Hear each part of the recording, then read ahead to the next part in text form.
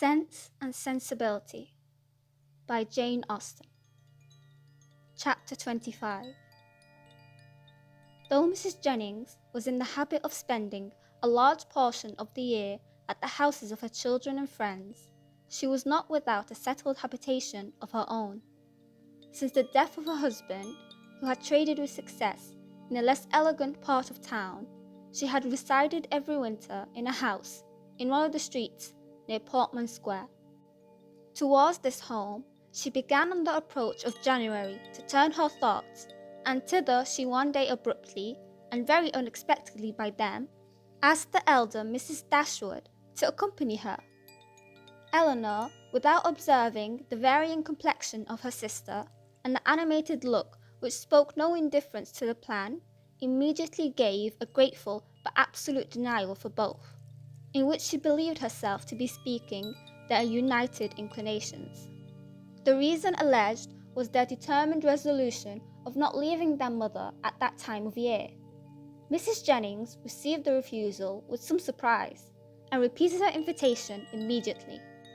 "Oh Lord, I am sure your mother can spare you very well, and I do beg you will favour me with your company, for I am quite set my heart upon it. Don't fancy that you will be any inconvenience to me, for I shan't put myself at all out of my way for you. It will only be sending Betty by the coach, and I hope I can afford that. We three shall be able to go very well in my chaise, and when we are in town, if you do not like to go wherever I do, well and good. You may always go with one of my daughters. I am sure your mother will not object to it, for I have had such good luck in getting my own children off my hands, and she will think me a very fit person to have the charge of you. And if I don't get one of you at least well married, for I have done with you, it shall not be my fault.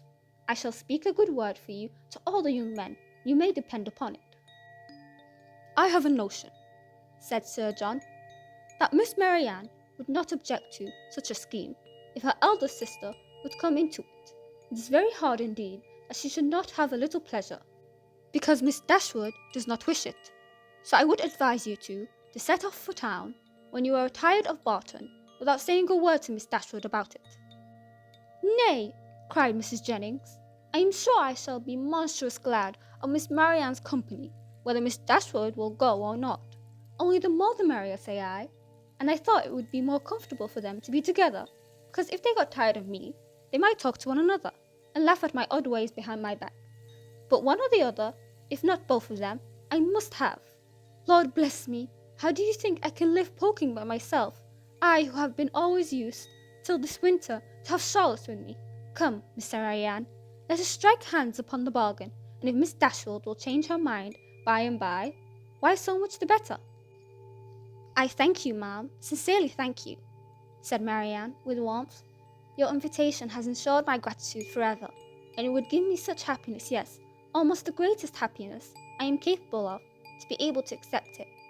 But my mother, my dearest, kindest mother, I feel the justice of what Eleanor has urged, and if she were to be made less happy, less comfortable by our absence, oh, no, nothing should tempt me to leave her.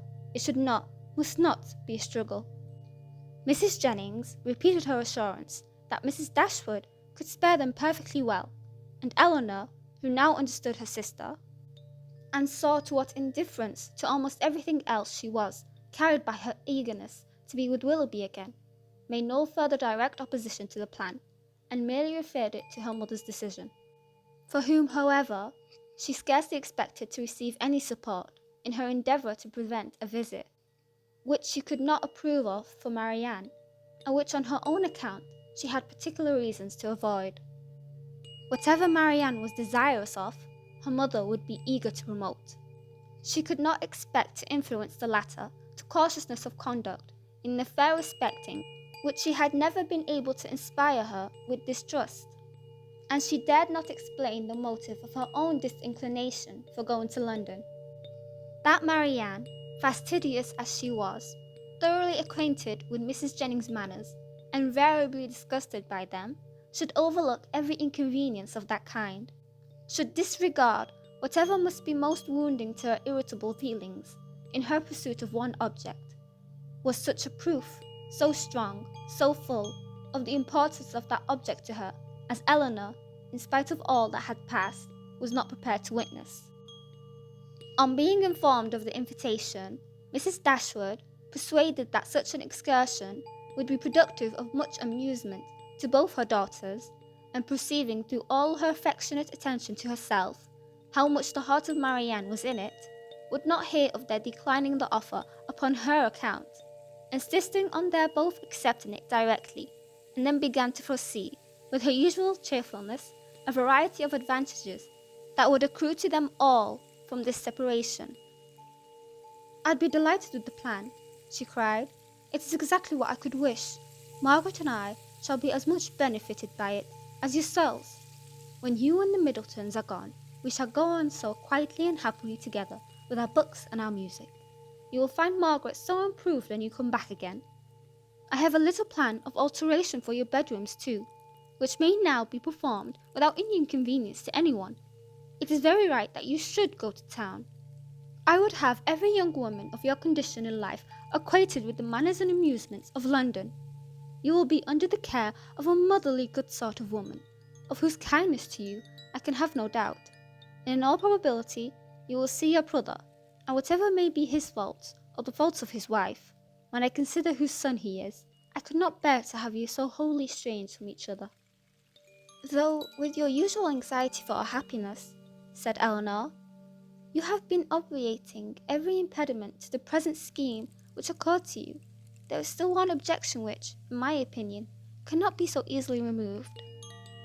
Marianne's countenance sunk. "And what," said Mrs. Dashwood, "is my dear prudent Eleanor going to suggest? What formidable obstacle is she now to bring forward? Do not let me hear a word about the expense of it." "My objection is this. Though I think very well of Mrs. Jennings' heart, she is not a woman whose society can afford us pleasure, or whose protection will give us consequence." "That is very true," replied her mother. "But of her society, separately from that of other people, you will scarcely have anything at all, and you will almost always appear in public with Lady Middleton."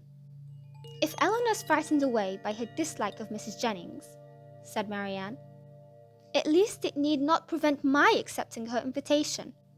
I have no such scruples, and I am sure I could put up with every unpleasantness of that kind, with every little effort." Eleanor could not help smiling at this display of indifference towards the manners of a person, to whom she had often had difficulty in persuading Marianne to behave with tolerable politeness, and resolved within herself that if her sister persisted in going, she would go likewise, as she did not think it proper that Marianne should be left to the sole guidance of her own judgment, or that Mrs. Jennings should be abandoned to the mercy of Marianne for all the comfort of her domestic hours. To this determination she was the more easily reconciled, by recollecting that Edward Ferrars, by Lucy's account, was not to be in town before February, and that their visit, without any unreasonable abridgment, might be previously finished. "I will have you both go," said Mrs. Dashwood. "These objections are nonsensical. You will have much pleasure in being in London, and especially in being together, and if Eleanor would ever condescend to anticipate enjoyment, she would foresee it there from a variety of sources. She would perhaps expect some from improving her acquaintance with her sister-in-law's family."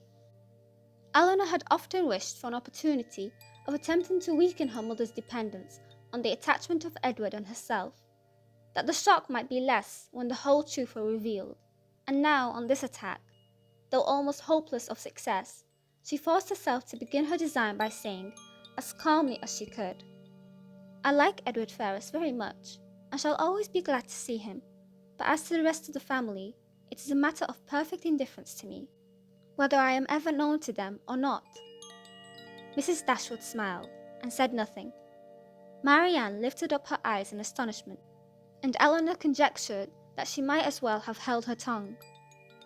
After very little further discourse, it was finally settled that the invitation should be fully accepted. Mrs. Jennings received the information with a great deal of joy, and many assurances of kindness and care, nor was it a matter of pleasure merely to her. Sir John was delighted, for to a man whose prevailing anxiety was the dread of being alone, the acquisition of two, to the number of inhabitants in London was something.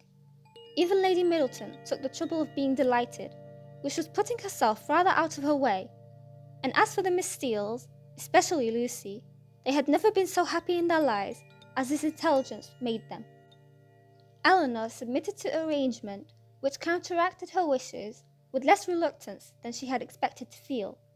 With regard to herself, it was now a matter of concern whether she went to town or not, and when she saw her mother so thoroughly pleased with the plan, and her sister exhilarated by it in look, voice, and manner, restored to all her usual animation, and elevated to more than her usual gaiety, she could not be dissatisfied with the cause, and would hardly allow herself to distrust the consequence.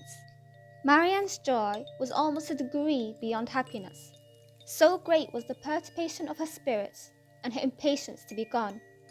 Her unwillingness to quit her mother was her only restorative to calmness, and at the moment of parting her grief on that score was excessive. Her mother's affliction was hardly less, and Eleanor was the only one of the three who seemed to consider the separation as anything short of eternal. Their departure took place in the first week in January. The Middletons were to follow in about a week. The Miss Steeles kept their station at the park, and were to quit it only with the rest of the family.